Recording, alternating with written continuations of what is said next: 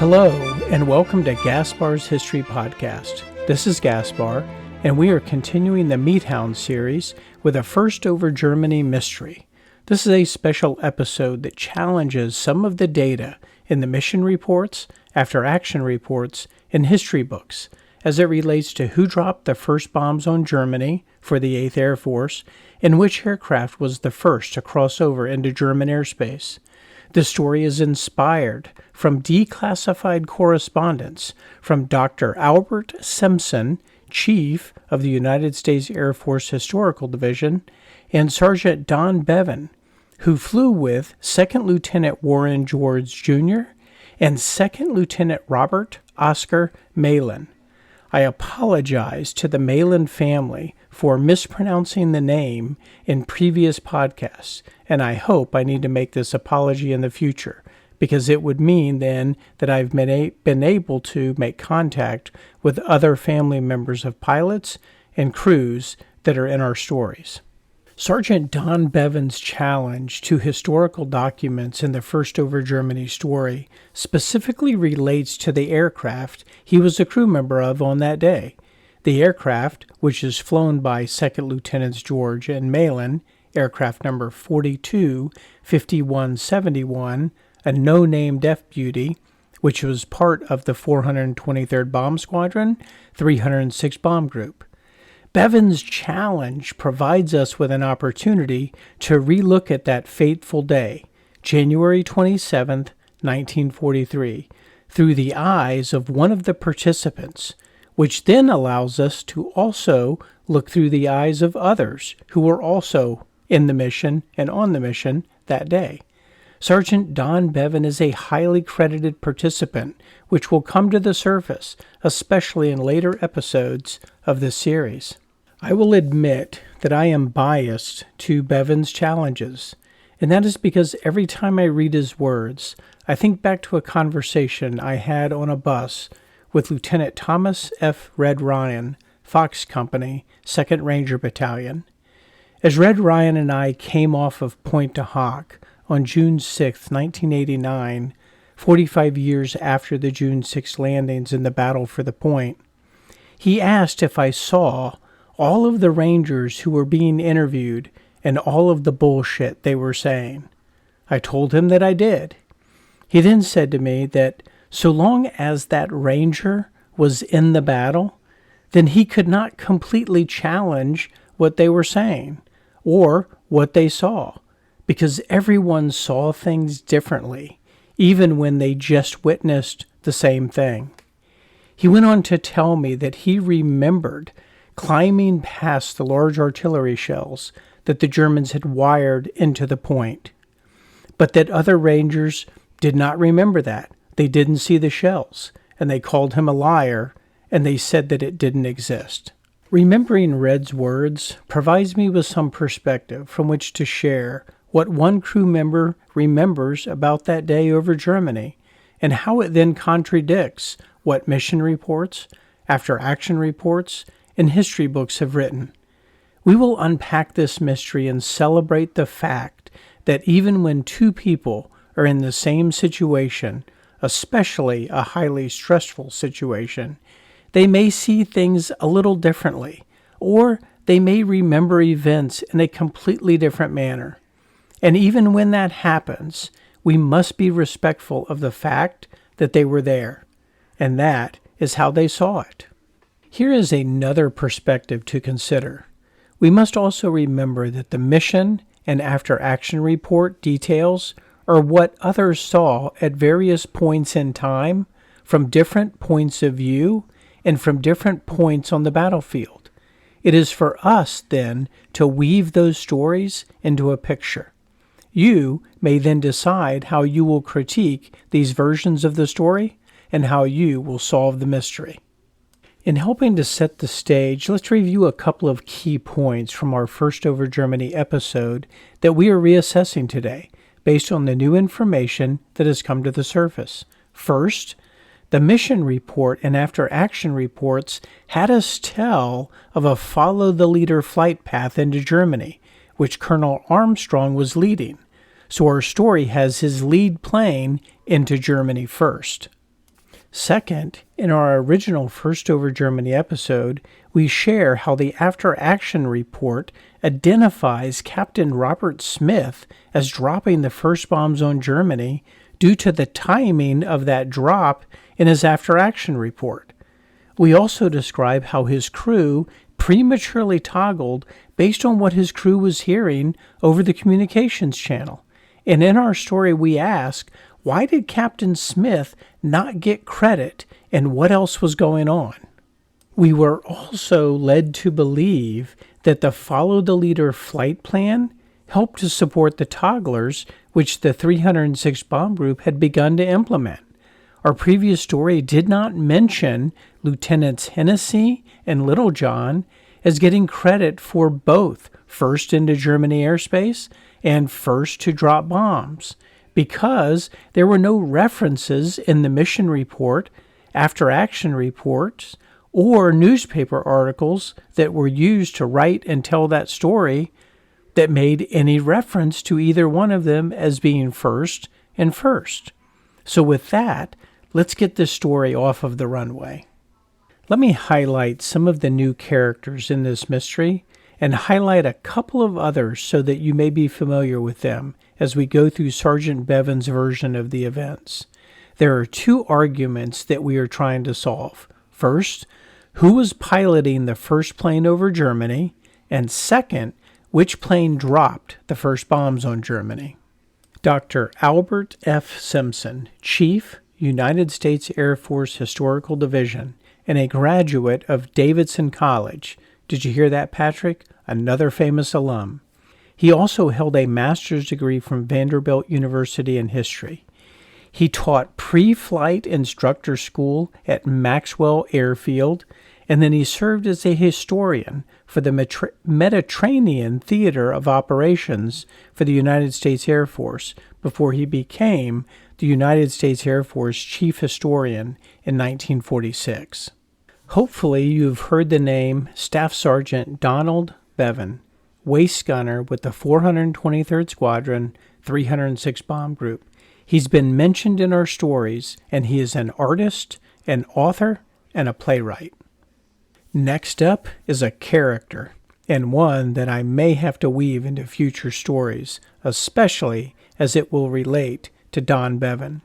His name is Sidney Cy Bartlett, movie producer and part of the United States Air Corps, and a very good friend of Colonel Frank Armstrong. Let me now introduce you to Mr. Elbert Clifton Daniels, managing editor of the New York Times, and who is married to Harry Truman's eldest daughter, Margaret. He does not have a big part today, just a reference, but because of his influence and position, I thought I would introduce him, plus it adds to this crazy story. Lastly, Walter Cronkite, field reporter for United Press, and whose tagline usually said, "Somewhere in England." After World War II, Walter would become one of, if not, the most famous reporters and evening news anchors of all time, when there was such a thing, of course. Okay, those are some of our key players or new players in this mystery, but note, our regular flyers and crews are intertwined all through our story. So, if there are names and planes you are looking forward to, well, just hold on. The date is January 27th, 1943, and we are in Thurley, England, home of the 306th Heavy Bomb Group and the 423rd Heavy Bomb Squadron. Earlier in the month, the 306 Bomb Group replaced their beloved commanding officer, Colonel Charles Overacker Jr., with Colonel Frank Armstrong Jr. The bomb group had not been very disciplined, and they continued to take significant losses, leading up to the disaster of a mission that I shared with you called An Old Friend. Colonel Frank Armstrong Jr. He's flying the lead plane and will lead the entire 8th Air Force on a mission into Germany. Colonel Armstrong is flying plane number 425378. This podcast continues to build my own knowledge, and I'm adding books to my library to assist me in my research. One book that I have acquired is the B-17 Flying Fortress Story by Freeman and Osborne, which helps to identify B-17s and clarify the mission reports as I go through them. As an example, in the first over Germany mission, I have Colonel Armstrong flying aircraft 368, and the mission report logs it that way. But with more diligence, I have found that that aircraft is actually 42-5378, so 378 instead of 368. This aircraft is also not noted as being the first over Germany, and I will add neither is 42-5171, which is 2nd Lieutenant George's and Malin's aircraft that Sergeant Bevan is the right waist gunner on. So neither aircraft is listed as first over Germany. In fact, none of the aircraft that I can actually find in that book actually have that tag of first over Germany. Okay, back to unpacking the mystery. The primary target was the submarine manufacturing plant at Vigasac, and the secondary target were the docks at Wilhelmshaven, which is another name that I have been butchering. In the First Over Germany podcast, I mentioned how the bomb group saw what they thought was a pocket battleship, and it was either the Admiral Scheer or the Lutzow. Well, while researching this story, I found an article where Lieutenant Frank Yalsey confirms that it was the Admiral Scheer, and that the bomb group knew she was at Wilhelmshaven, and they planned the mission around bombing her. Well, that certainly adds some twists and controversy to our story, because the bomb group in their after-action reports have us to believe that the crews were surprised to see such a large German naval convoy in the area. Additionally, in the Stars and Stripes article on this mission from January 28, 1943, Lieutenant Colantoni, who we are familiar with, and Lieutenant Colantoni is the bombardier on 41-24-488, the Banshee 2, which is the second to the last of the B-17s to come off the assembly line in the Unbearable lot, and he's flying with Lieutenants Hennessy and Littlejohn on the left side of the lead element, according to the after-action report. Well, Lieutenant Colantoni says they thought one of the ships was a pocket battleship. So my question is, if the bomb group knew the pocket battleship was there and part of the mission was planned around that, then when the bomb group saw the Admiral Scheer, should that not have been more of a confirmation than a we think we saw a pocket battleship? Let's keep unpacking this brilliant mystery. The January 27, 1943 formal mission report says, formation followed route to IP as ordered. Found primary overcast and turned to secondary. Captain Wright, S2. He's the unit's intelligent officer and security. Hold for Colonel Armstrong's signature. So Colonel Armstrong's after-action mission report says, quote, route changed after reaching coast.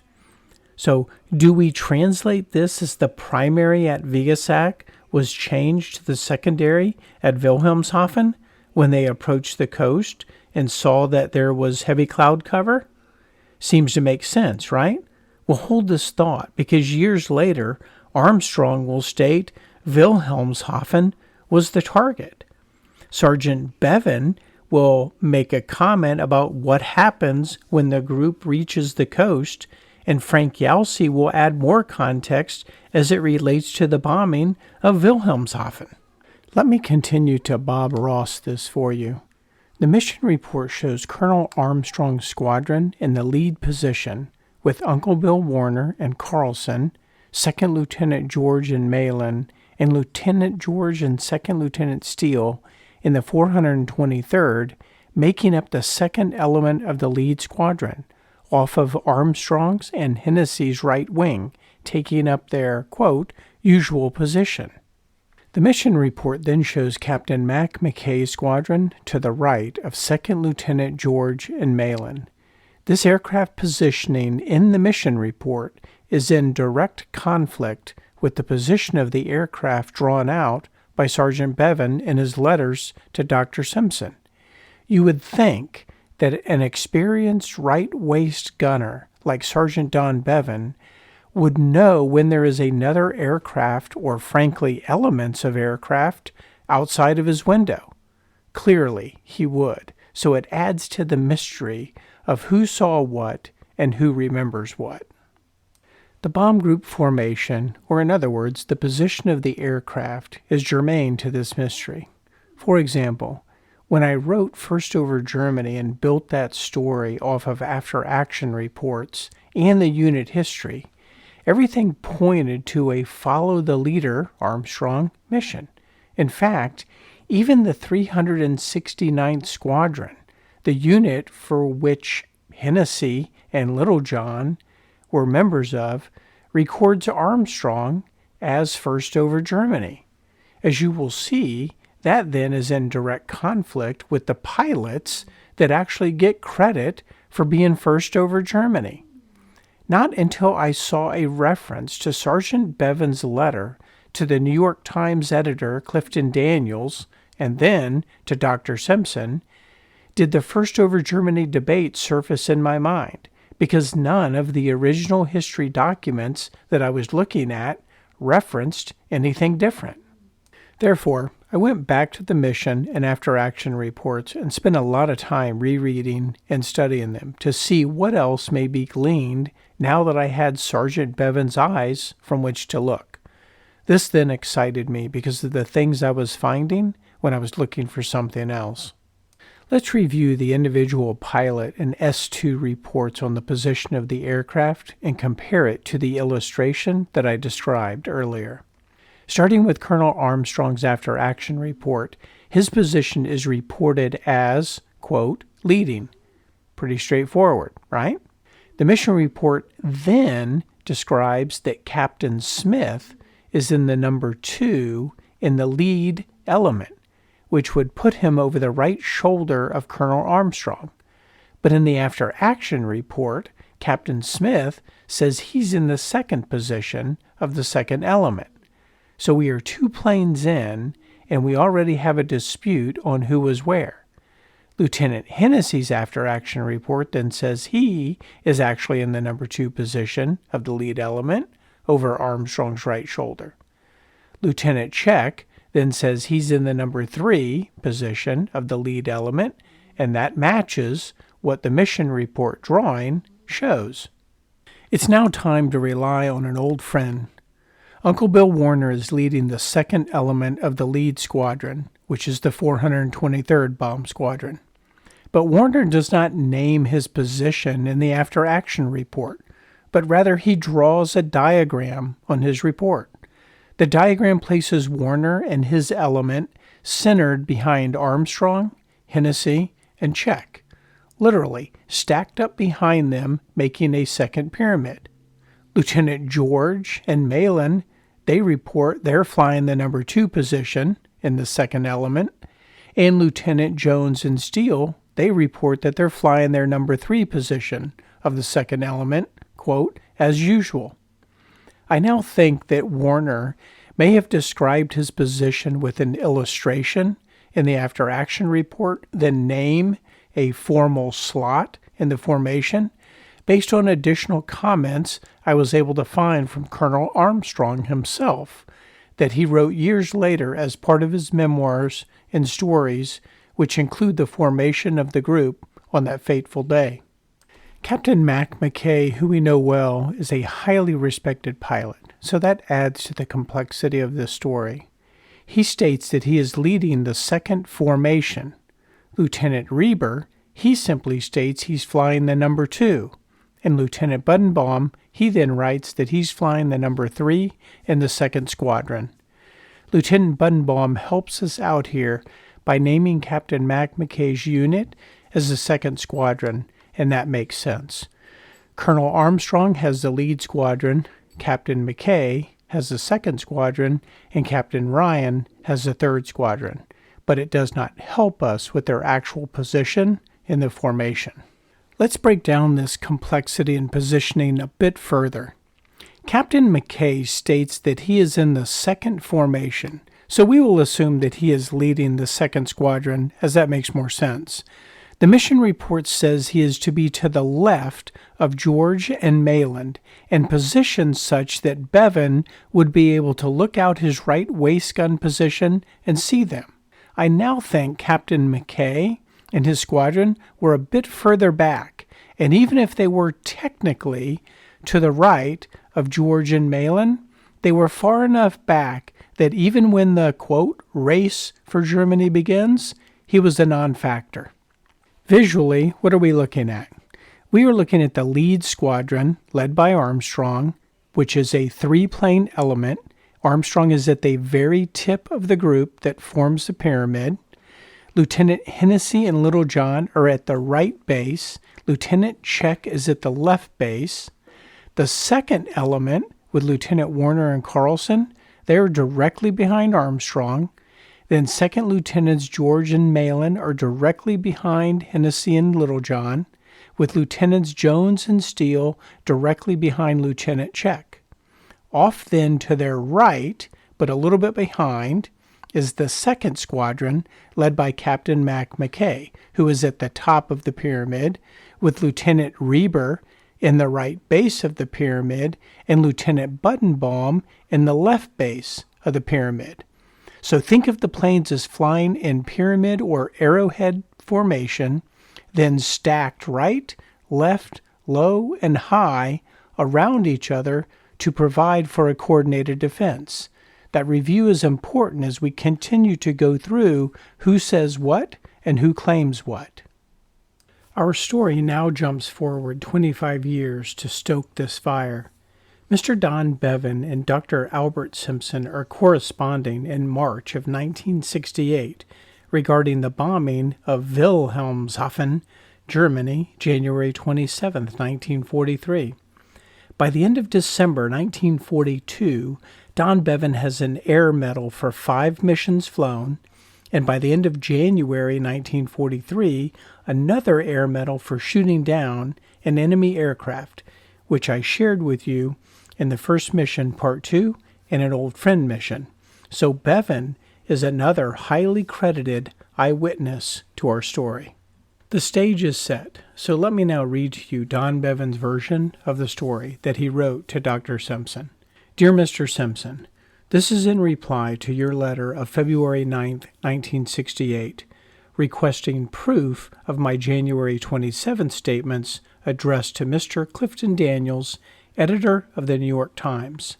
On January 27, 1943, the day of the historic first American air attack on Hitler's Germany, our 306th Heavy Bombardment Group, leading a 4-group maximum effort 54-plane raid at about 25,000 feet, flew along the string of coastal islands at a point approximately between Emden and Wilhelmshaven. Our right side wing plane peeled off in a severe maneuver, banking sharply over the coast into Germany. The move was unexpected and frightening to me, but when we leveled off and I could look back, another plane from our squadron was turning up and banking after us. The others began to follow more closely. Colonel Armstrong's lead squadron followed the lead of our 423rd Right Wing formation. It took many anxious moments for the group to catch up and to close a tight rank with us again. When the ranks were closed, bomb bay doors were opened. At about that point, 2 planes from behind drew away to the right, to Emden, while the main body moved left with our Wilhelmshaven target. The time over Germany was short but busy. Over the coast into Germany, bomb bay doors down, into the bomb run, off the target, bomb bay doors up, a steep descent to 10,000 feet, and home. Statement number 1. Who dropped the first bombs on Germany? During the January 27, 1943 bomb run on Wilhelmshaven, the bomb load from a plane to the left of us, from the formation flying in the hole, dropped away, prematurely, causing the bombardiers to doubt their own sighting calculations. Confusion reigned over the intercoms, and later, back at the base in England, at our dispersal area, after our engines were cut and our crew alighted, the very first comment on the historic raid was, quote, "Who was the son of a bitch that did that?" That referring to the prematurely released bombs. As the combat crews being picked up came together in the trucks, the first comment again was, quote, "Who was that son of a bitch that did that?" And when all the crews from the trucks came together at the Spam sandwich table in the briefing hut, the first comments on the raid were the same. It was the number one reaction to the historic raid. Even the ground crew reacted to it. The next day, one of our mechanics approached me with, quote, "You know who that so-and-so was that released those bombs? That Hollywood VIP friend of Armstrong's, a communications big shot. He pushed the bombardier's hand off of the control while his head was buried in his sights and toggled his bomb load." The mechanic's account was more elaborate with outrage for the offended crew. It was the last I remember hearing on the subject until I married in 1948. My father-in-law, playwright Jack Kirkland, was to mention many times during discussions of World War II that a Hollywood writer/producer, friend of his, dropped the first American bombs on Germany. My wife, who also knew this writer/producer quite separately from her father, he dated her mother, confirmed the, quote, "first bomb drop" story. She had even run into him in Washington during the war with General Armstrong. And as she said, quote, "He was acting terribly important for someone who took me fishing when I was a little girl." Anyway, that gentleman's name did not mean anything to me until I saw a World War II movie on The Late Show, quote, 12 o'clock high. I recognized the material was drawn from our 306 bomb group, with Gregory Peck portraying our General Frank Armstrong.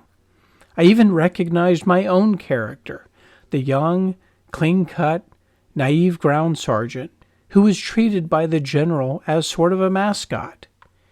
He stows away on the first German raid, remains on combat, and is eventually shot down at the climax of the film in a plane flying off the general's right wing on the first Bremen raid.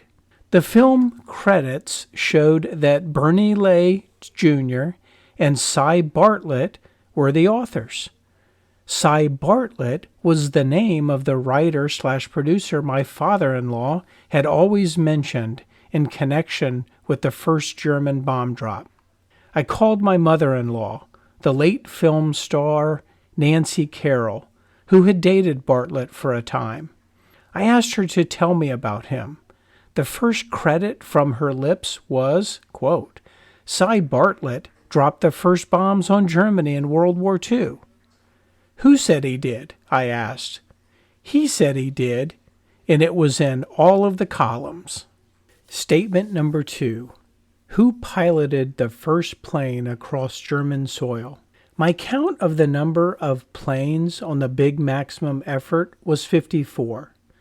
I have read elsewhere that it was 55. Within this figure range, then, 4 groups on the raid would figure to approximately 14 planes to a group, Let's be generous and make it 16 planes to a group, 4 planes to a squadron, or even 18 planes. With the formations we flew, there would be only one outside wing plane on either side. Strengthen it beyond 18, and the extra planes would bury themselves in the inside of the formation first, not the outside. At this point of the letter, Bevan includes an illustration of the formation that day, which differs from the mission report sketch. Bevan has the 423rd Squadron as the right wing of the formation, with no other aircraft to their right. So in this element, we have Lieutenant Warner and Carlson at the tip of the pyramid, who is then leading Lieutenants George and Malin at the right base, carrying Bevan in their right waist gun position, and then Lieutenants Jones and Steele at the left base in their aircraft, Old Faithful. It is very important to note here that Sergeant Bevan has a very different picture than Lieutenant Warner's sketch and drawing.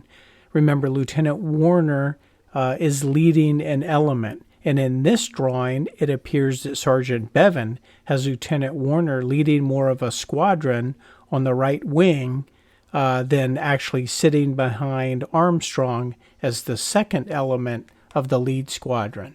Okay, let's jump back now to Bevan's exact words in his letter. Our 423rd Squadron was, as usual, the right wing formation, and our plane, as usual, was the right outside wing plane. The Simon & Schuster publication, Target Germany, the Army Air Force's official story of the 8th Bomber Command's first year over Europe, page 63, in historically recording that, quote, pilots of several of the winged ships which had skirted the islands as the formation swung along the coast, end quote, on that first Reich raid, supports my statement that Colonel Armstrong's lead plane did not cross over German soil first. We did not go into Germany following the leader. The right-wing plane of Colonel Armstrong's right-wing formation led a sharp peel-off into Germany from the North Sea. The late Lieutenant Warren George Jr. of Palestine, Texas, was the pilot of that leading wing plane. I was the right waist gunner. We banked across German soil alone first.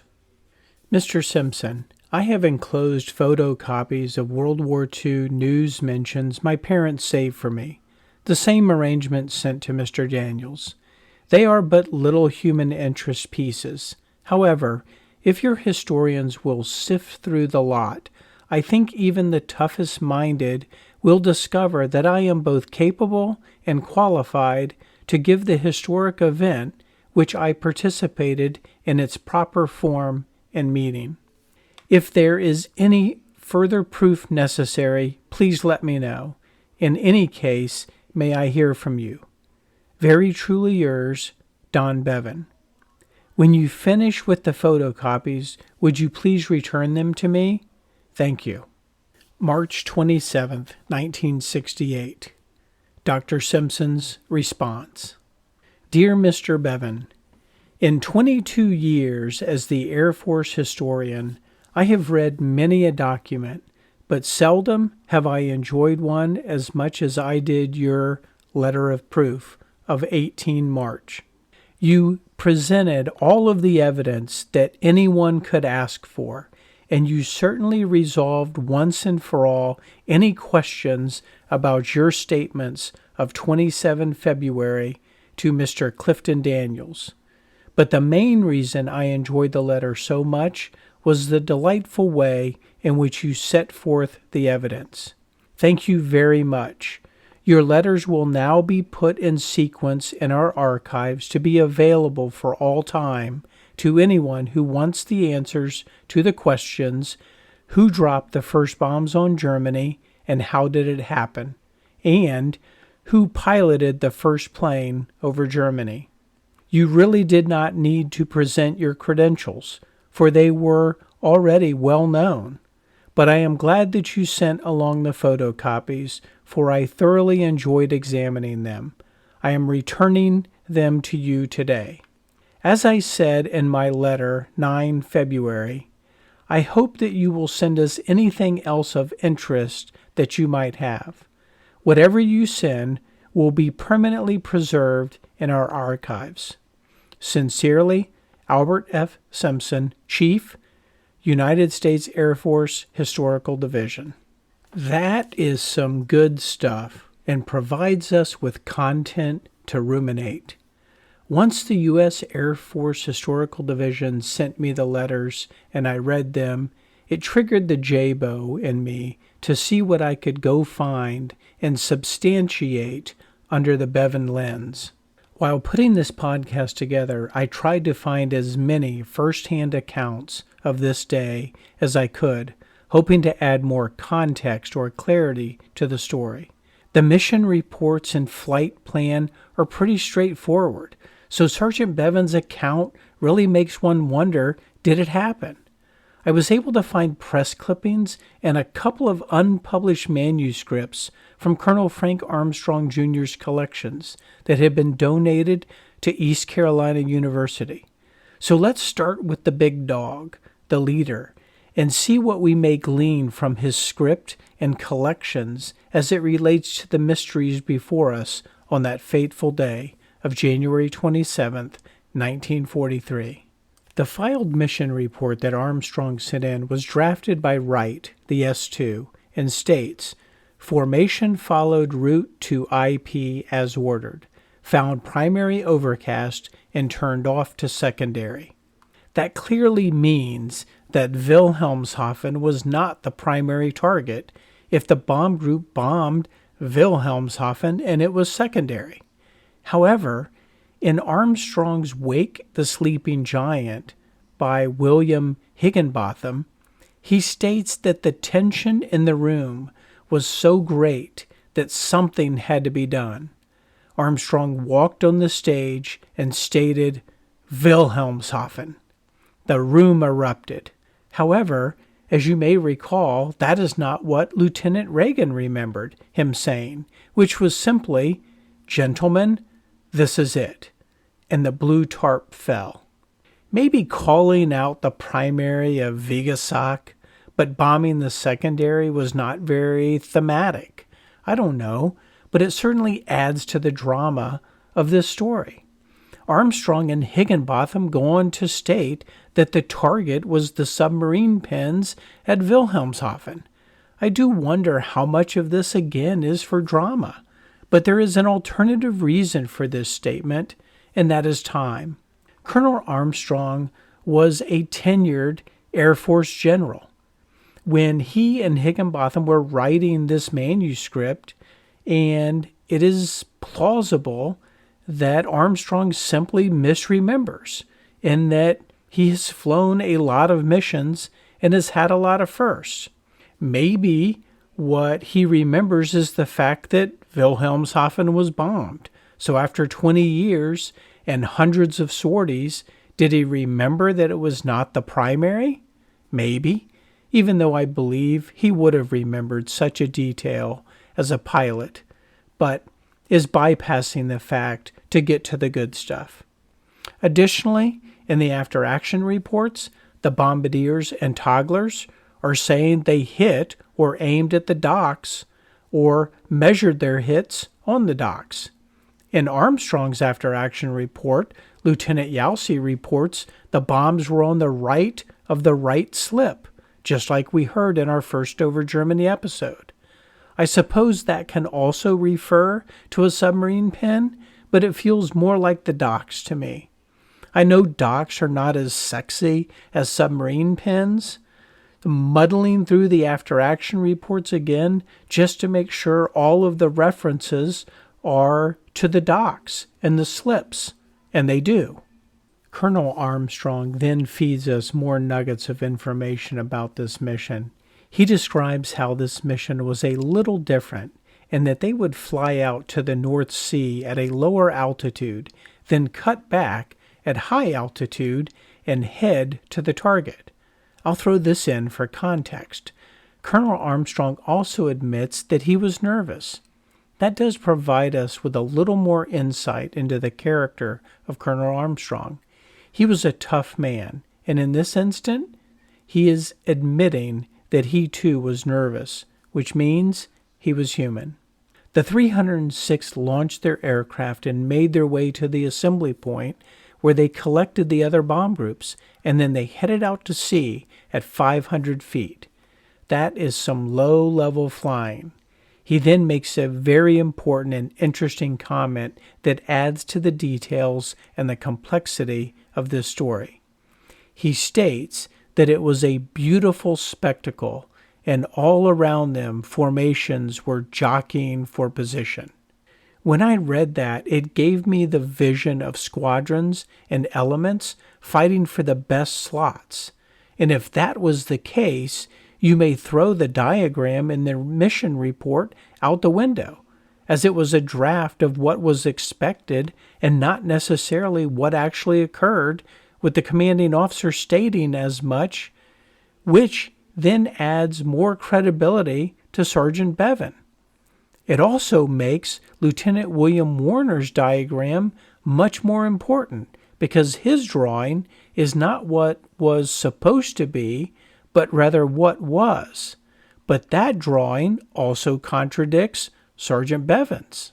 But what if in the jockeying for position, the 423rd Squadron reverts back to their usual position? I'm on the edge of my seat, wondering what I'm going to find next. Let's keep digging. Colonel Armstrong brags on how strong the defensive position was and how much trouble the Hun would be if they were to make a dive-in attack on the squadron when they were at 500 feet, because they would be unable to dive past them. That comment, which we have discussed in previous mission and Old Friend, gives us a little confirmation boost from our previous stories. I'm throwing this in at no extra charge. I saw several references in Armstrong's memoirs where the Germans are referred to as squareheads. This was a first for me, and looking that term up, it really is not a term of endearment, and was supposedly given to the Germans by the French due to the shape of the German helmets. The bomb groups then rose to an altitude, and Colonel Armstrong reports they climbed to 25,000 feet. Armstrong's after-action report has them at 22,600 feet. The after-action report also states the decision to move to Wilhelmshaven was made at the coast. Armstrong, in his Wake the Sleeping Giant manuscript, does not indicate any variation or decision on Wilhelmshaven. He simply states, or he simply stays on point, that the target was always Wilhelmshaven.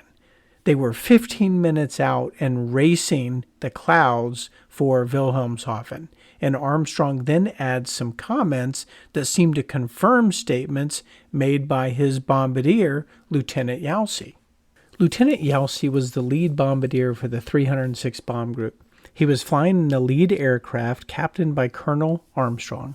Lance Thompson published an article on the Warfare History Network titled, appropriately, First Over Germany, in which he credits Lieutenant Yalsey commenting that Wilhelmshaven was obscured by clouds, so they banked left and made another run at the port, and when they did, there was a small opening in the clouds, and it was bombs away.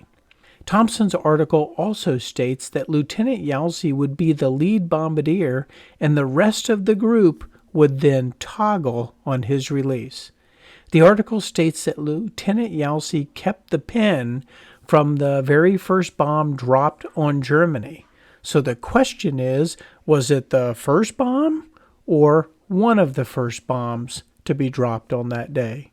Colonel Armstrong also has a pin in his scrapbook, but that pin is labeled First Bombs Dropped on Germany, 1/27/1943. Let me also add that Lieutenant Yelsey states that the pocket battleship, Admiral Scheer, was known to be in the area and the primary target. In my story of First over Germany, I did not tell of 2 passes over Wilhelmshaven because there is 0 mention of it in the after-action reports. So I went back and reread all of the after-action reports again to see if I could find any indication of this. I searched again, and I did not see any reference to this at all. What is interesting is usually one of the pilots or crews will make a statement about multiple bomb runs or hanging out over the target too long. There is a chance that the cloud cover was such that it made it seem like one continuous bomb run. Other than the formations would have to have made a circle around or bank around, like they said, to the left and take another run at the target. One thing for us to remember is that Yelsey and Armstrong are pretty credible sources, so it makes one wonder about the actual events on this day, which will make your decision on which version you believe a little more difficult. In Colonel Armstrong's references, he does not make any mention of time or exact release point of the bombs. So once again, we go back to the after-action reports for direction. In our First over Germany story, I point out that Captain Smith has the earliest logged dropping of bombs and had dropped the bombs from what they thought was bombs away over the intercom, or maybe even seeing bombs away from another aircraft. This report was noted by the S2, who took the after-action report. Sergeant Bevan stated in his letter to Dr. Simpson, confusion reigned over the intercoms. So let's say Armstrong or even Hennessy are not first and someone else drops bombs. Was it Captain Smith? Or was Captain Smith second because he thought it was time to go? Enter stage right, the legendary Walter Cronkite. Yes, the Walter Cronkite. I remember him well, and I specifically remember the time he came to our university campus to speak. It was a big deal, and he was revered as he was the standard for journalism. And we were a generation that grew up with him on the TV at 6 p.m. every night. For you cadets out there, Walter Cronkite is one of the broadcasting faces on the broadcasting Mount Rushmore, if there were such a thing, of course. His name is synonymous with unbiased news. This great journalist is a part of our story and will be a part of future stories I am happy to report. Walter Cronkite was a United Press reporter in World War II, making a name for himself. And on January 27, 1943, he was one of the gaggle of reporters waiting for the crews of the 306 Bomb Group when they returned from Wilhelmshaven, and he submitted an article that is captured in Colonel Armstrong's scrapbook. You can also find it in several newspapers through newspapers.com or other online publications. Walter Cronkite reports that Lieutenant Hennessy and Second Lieutenant Littlejohn in Banshee had the honor of being the first plane to bomb Germany, and then goes on to say that Armstrong should have been first over Germany, but when they made the right turn and headed for Germany proper, Banshee was on Armstrong's right and went into Germany first. There you have it, wrapped up in a bow and placed at our feet. Mystery solved. Not so fast, my friends. Walter adds a note to his story. He states that while Banshee drew official honors of first into Germany and first to bomb Germany, that actually an unidentified bombardier dropped first, and that man will likely go unnamed because they dropped their bombs as soon as they crossed German territory. Brilliant. What more can we ask for? This is better than finding a quarter under the cushions as the ice cream truck makes a turn onto Ponderosa Avenue and it's 95 degrees outside. Does this mean that Walter Cronkite has now affirmed what Don Bevan was saying years later in both of his statements? Maybe.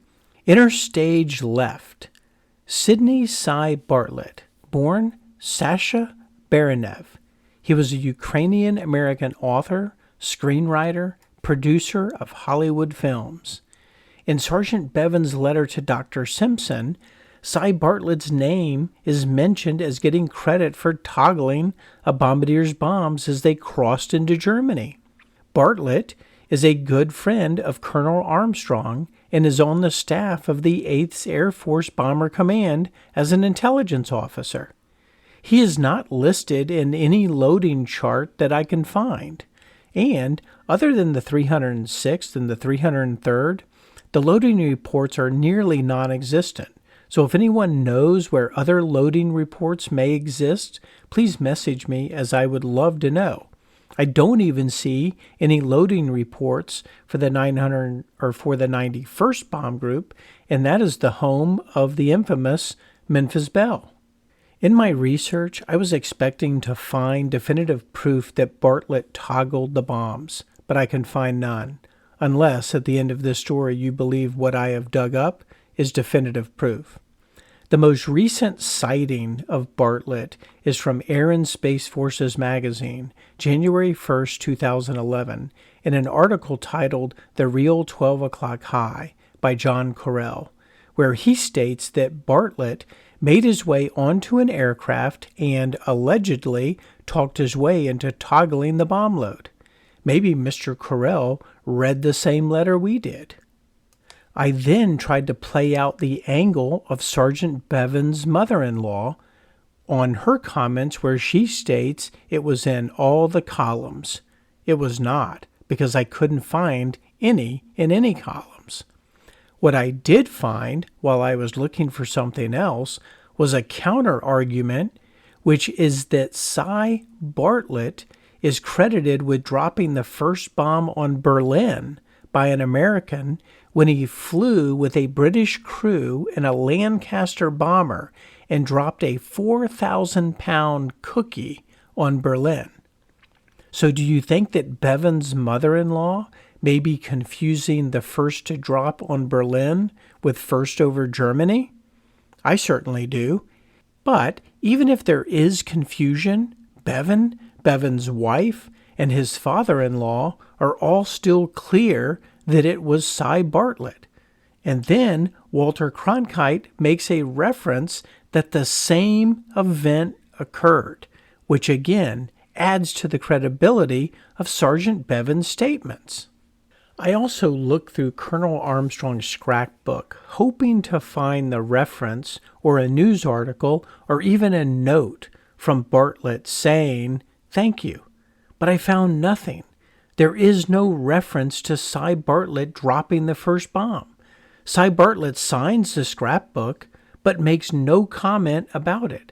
And in Colonel Armstrong's memoirs, he also makes no mention of this. Let me share this. What Colonel Armstrong does mention in his memoirs is how Hank flagged him down on the runway as he taxied for takeoff. He stopped the aircraft and the waist gunner pulled Hank in the aircraft, and Hank was carrying a toolbox.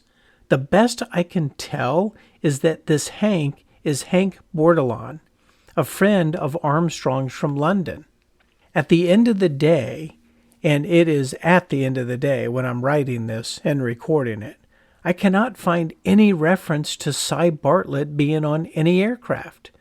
But he was a friend of Armstrong's, and there were a lot of passengers trying to get rides that day, so it is highly probable that that occurred.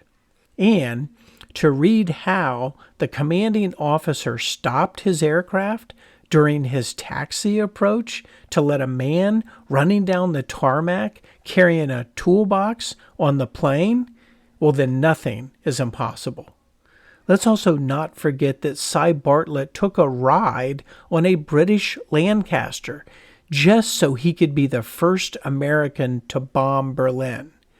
What if, and it fits, Cy Bartlett was the first to do both? It would be nice if we were able to note that for history, and we are certainly building a case. Let's continue the mystery by taking a closer look at the right flank of the bomb group so that we may ponder Bevan's claim of the first pilot into German airspace. If the bomb group admits that the rightmost aircraft crossed into Germany first, then the narrowed choices in this debate for the first over Germany honor is, in my opinion, between Lieutenant Hennessy and Littlejohn and Second Lieutenants George and Malin. But, and this is a big but, and I like big buts, I cannot lie, that is if Captain McKay's squadron is somewhere else or further back on the right wing. I propose that we actually dismiss Captain McKay's squadron from this debate, because there has never been any argument or a note that Captain McKay's squadron was the first over Germany, which then means Captain McKay and his squadron were probably somewhere other than the right, and maybe that occurred when the jockeying for positioning was happening. Or maybe they were simply further back on the right and tucked in a little bit behind Lieutenant Warner's element. That may be a stretch and it may not be fair, but there is also no argument from any of McKay's aircraft challenging the claim. If I ever find one, I will add it into the story and we will do this all over again. Once again, I am staring at Lieutenant Uncle Bill Warner's drawing in more detail to see what he says. Guess what I see? This is a good spot to break this episode up and end this piece of the podcast. Okay, not so fast, my friends. I'll keep going because I too want to know what the answer is. Lieutenant Uncle Bill Warner has them stacked on each other with no advantage. It's a stalemate. So let's go back to other first-hand accounts. First, let me say there are no first-hand accounts from Lieutenant George, as he will not survive the war. I wrote to Palestine, Texas Library to see if they had any family history or any letters, but no luck so far. So if anyone in Palestine, Texas is listening, I will drive down there. So let's get this research going. I have also reached out to the Malin family by mail, and I got a fabulous response, which was very exciting. I was able to speak and correspond with Lieutenant Malin's son and grandsons, and they were able to provide some additional context for us to digest. More on that in just a minute. Are there any records or comments from Lieutenant Hennessy or Rogers Littlejohn that we can find? Well, Echoes Magazine, The History of the 306 Bomb Group, in the April of 1988 edition, I wish I would have known this when this came out and I was in college. My life would have been completely different. Reprinted an interview from January 29th, 1943, that was with Lieutenant Hennessy, Sergeant Bowles, a gunner on the Banshee, who was in our First Over Germany episode and is credited with a downed enemy fighter. Let me add, because it is fabulous, that in this interview, Sergeant Bowles shared that he had named his twin 50 caliber machine guns Joe and Frances being his wife. Master Sergeant Hankey, who is the crew chief of the Banshee, and that is his baby, and Master Sergeant Harnoy was the crew chief or the squadron crew chief, and he oversaw the Banshee, Little Audrey, Wahoo, Giesel, and the Devil's Workshop. The Devil's Workshop is a new name to us, so in future episodes, let me see what I can find on that aircraft. The interview was led by Babe Daniels, a famous American actress, and directed by Lieutenant Colonel Ben Lyon, who was Daniel's husband and who was also head of the U.S. Army Air Special Forces Services. Okay, Bebb says to Lieutenant Hennessy, "I hear you and little Audrey were the first over Germany." Let me interject. You see, little Audrey was Lieutenant Hennessy's regular aircraft. Hennessy responds, "Well, I was flying Banshee that time, but the boys tell me we were first over Germany." The Bombardier and Navigator are still fighting it out for first place. They were both up in the nose of the ship. I was also able to find Roger's Littlejohn's obituary from January 15th, 2020. And I would like to say, if any of the family of Roger's Littlejohn is listening to this podcast or this podcast series, the obituary was well written and it was fascinating. So thank you, and thank you, Roger's Littlejohn, for all that you did and for the person you are.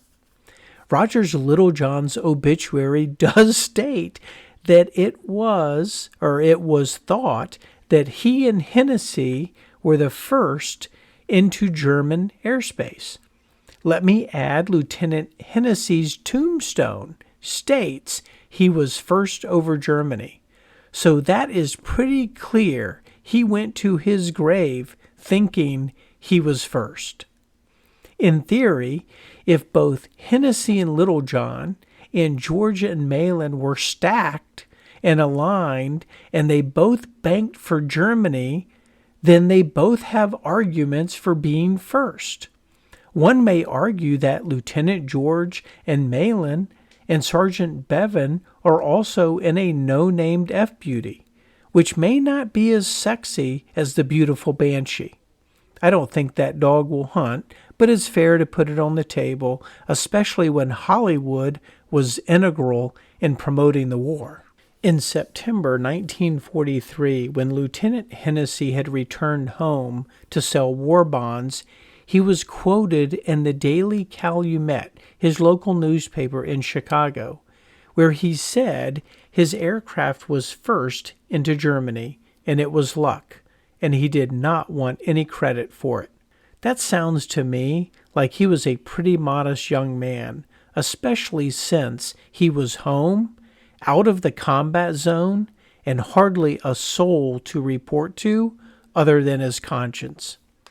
Back to Sergeant Bevan's account, specifically as it relates to the diagram he placed in the letter to Dr. Simpson.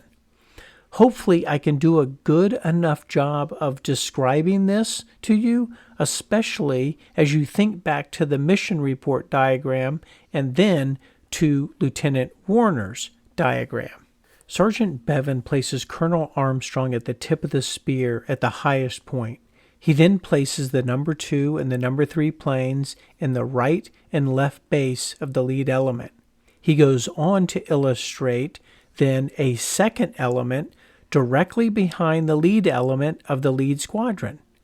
Let me add that the second element in this picture is how Lieutenant Warner draws the position of his 3 aircraft on this mission, which again is Second Lieutenants George and Malin, with Bevan in the right waist gun position, along with Steele and Jones in the number 3.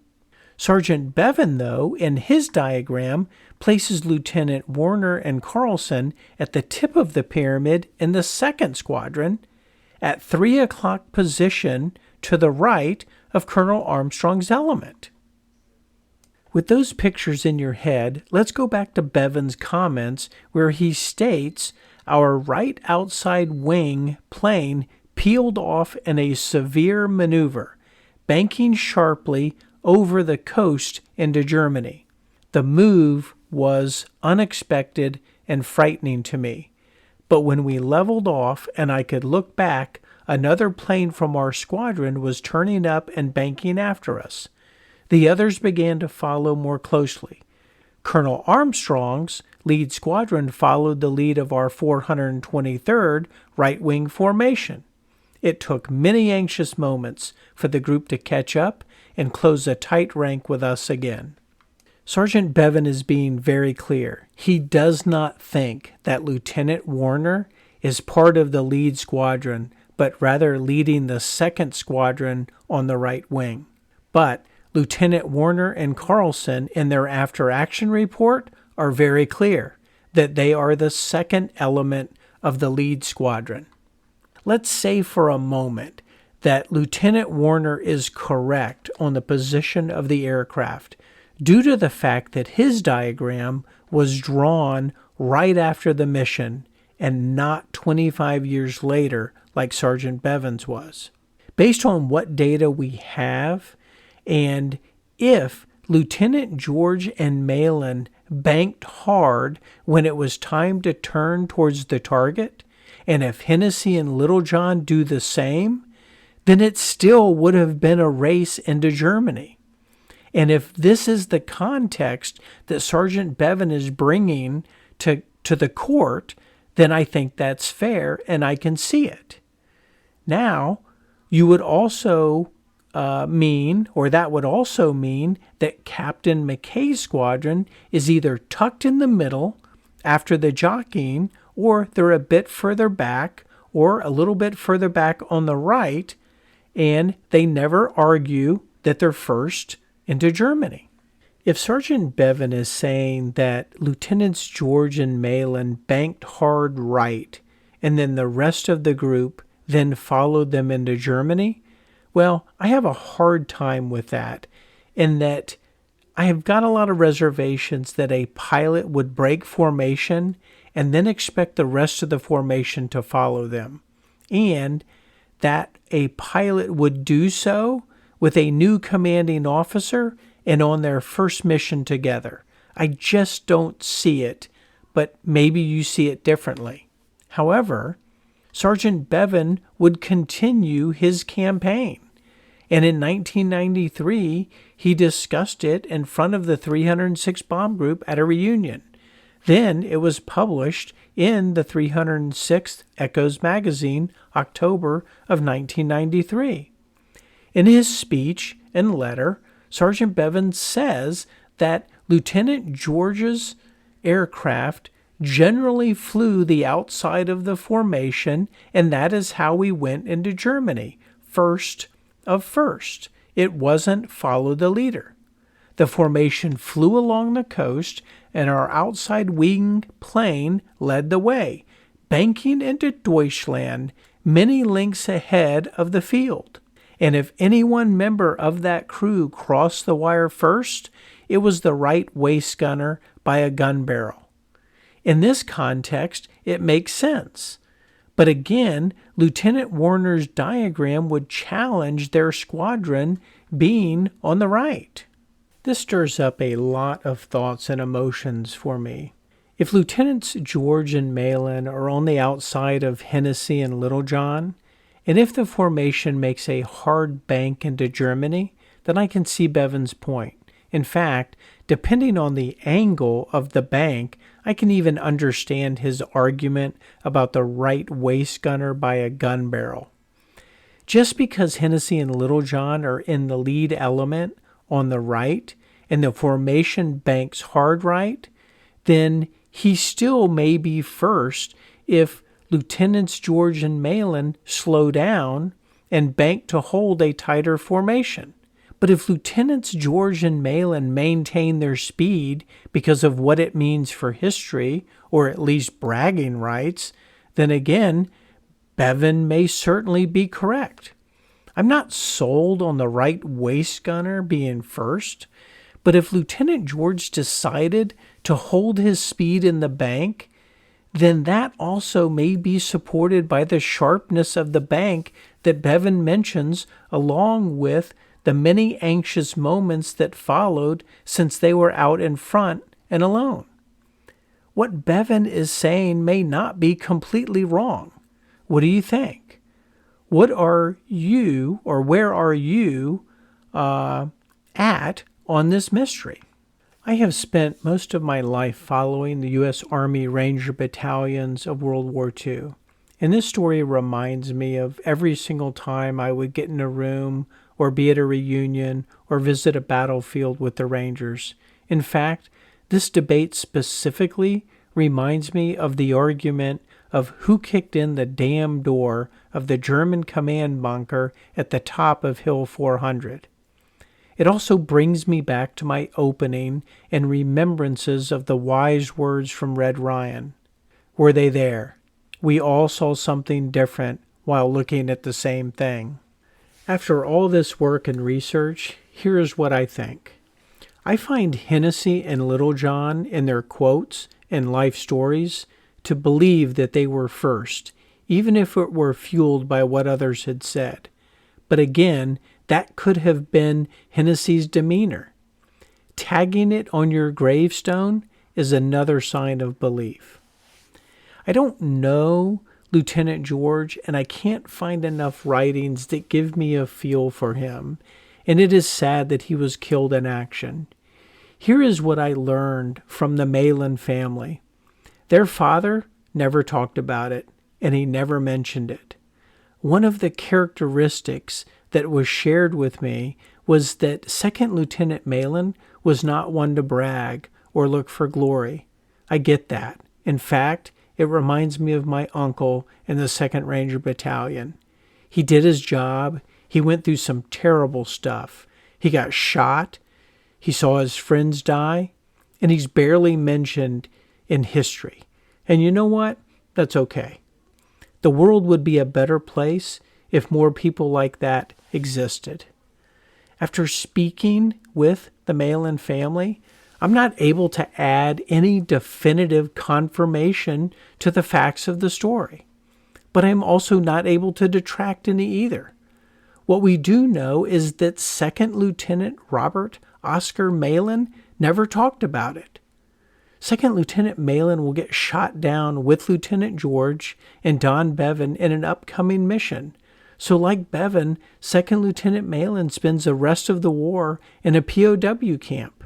Sergeant Bevan then states how he years later is reminded of this story when he sees the movie 12 O'Clock High. Clearly, 2nd Lieutenant Malin did not have the same reactions as Sergeant Bevan, and if he did, he simply repressed them. When we boil this down, I personally think there is a high likelihood that Lieutenants George and Malin steered the B-17 just a little harder to give us the chance 80 years later to have this debate. And Sergeant Bevan spent years after the war pleading his case because he was there, and without any other doubts in his mind, they were first over Germany. I also believe that Sergeant Bevan's description of the formation and where they were is incorrect, and that they really were more likely where Lieutenant Warner illustrates they were, because after 25 years, some memories fade. But I also believe that there is a scenario where 2nd Lieutenants George and Malin do cross the line first of first. Let's now make a left bank and circle back to the bomb run and who dropped the first bomb on Germany. Clearly, all of the bomb groups and squadrons that flew that day should get credit for dropping the first bombs on Germany. But the mystery we are trying to solve for is who was the first of the first, based on Sergeant Bevan's accounts and recollections. Who do you think it was? Please send me your thoughts. I am ruling out Colonel Armstrong, as he does not seem to contest it, even though reading Lieutenant Yalsey's quotes in Warfare History Network, he may argue that point. I'm having a hard time figuring out how Lieutenants Hennessy and Littlejohn are given formal credit other than the argument that since they were first into German airspace, then the bombing honor would also go to them. That really does seem like a stretch if the rest of the bomb group caught up and reestablished formation, then followed Colonel Armstrong to the target. And not once is there a mention that when the bomb group banked right into Germany, that it was a rat race for Wilhelmshaven. That then brings me back to Cy Bartlett. Even though I cannot find him on a loading list, neither was Hank, but Colonel Armstrong confirmed him in his memoirs, I actually think the best information and logic is that Cy Bartlett did in fact toggle the first bombs on Germany. So then you say, well, what about Captain Smith? What if Bartlett was actually on Captain Smith's aircraft? Again, he's not on the loading chart, and he's not listed as an extra on the after-action report. I do think Captain Smith was probably positioned in the middle of the pack. And if you recall, Sergeant Bevan mentions the bombs came from the left of his aircraft, which puts that first bomb release plane in the middle of the pack. There really is no hard evidence of this. It's just me playing through scenarios and thinking to myself, well, wouldn't that be cool? But what if Bartlett was not on Captain Smith's aircraft, and there is a higher chance that he is not? Then I think Captain Smith drops his bombs when he hears over the intercom a reference to bombs away. And that would then make sense because that would make him a minute or two ahead of the rest of the bomb group as it's logged in the after-action reports. So if Bartlett is on another aircraft, there is absolutely no evidence that I have found which plane that would be. And since there was a jockeying for position, then I have no idea who it is. I suppose ultimately we know all of the aircraft that flew that day, so obviously it is then one that we have not mentioned, which certainly lowers the count. Let me say this. The fact is, it could actually be with another bomb group, and maybe that is why the 303rd Bomb Group does make references that they actually dropped the bombs first. And I may have also seen a reference that one of the B-24 Liberator squadrons also claims to be first. In closing, when I read Don Bevan's words, I hear his passion and his plea that he is a credible witness to the events on that day. When I think back to Red Ryan and his words to me, I can hear Red whispering in my ear, you know, he may be right. I would love to hear from you and would love to hear what you think. Please leave a comment or hit the like button and let's have a conversation. This wraps up Who's On First? The Mystery of First Over Germany.